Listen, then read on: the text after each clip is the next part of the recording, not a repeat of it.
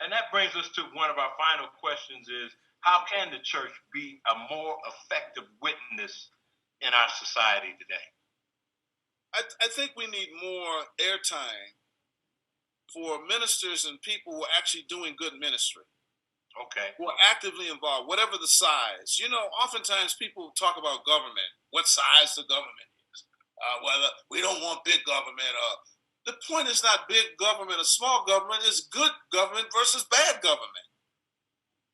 You follow? There are a lot of churches that are doing good everyday ministry, meeting the lives of folk. Let's give some airtime to those people who are doing meaningful ministry rather than the pastors or people who are representatives of particular theological viewpoints who are the haters. Okay. The haters get a lot of airtime.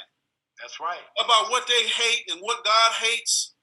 That's not a representation of where God is or what we should be thinking. You may hate certain things or whatever, but we get the worst, sometimes the worst of the worst of folk with this kind of restrictive, oppressive kind of theology that is not a theology of love or not a theology of transformational engagement with folk on an everyday level. We get images of fanatics, you know, that are talking about, and really, I begin to question whether it's really a religion or is it just the idolatry of power. A lot of times religion is used as a smoke screen to preserve a certain order, a certain domination system that has nothing to do with saving souls or changing lives of everyday folk.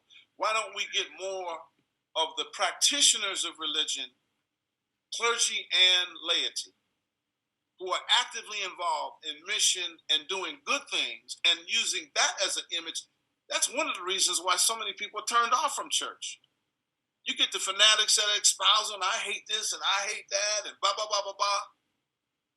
I don't really hear that kind of conversation coming out of the mouth of Jesus.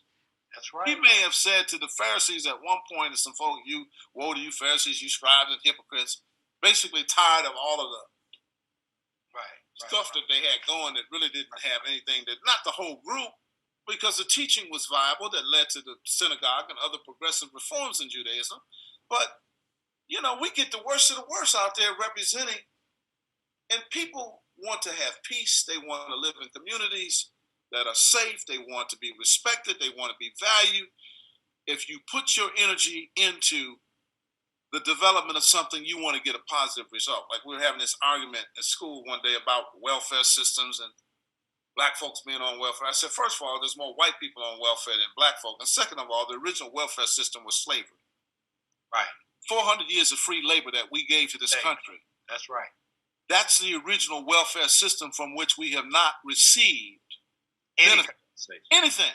So let's put this in proper historical perspective. Focus on the people who are doing good. Right. And that's a lot of different pastors and different denominations with different sized churches. Amen. It doesn't have to always be the mega church. God bless everybody. God bless the mega churches. But as we talked before, some churches swell rather than grow. Oh, come on. Some churches are swelling out of popularity. Right. But are they really growing in word and witness?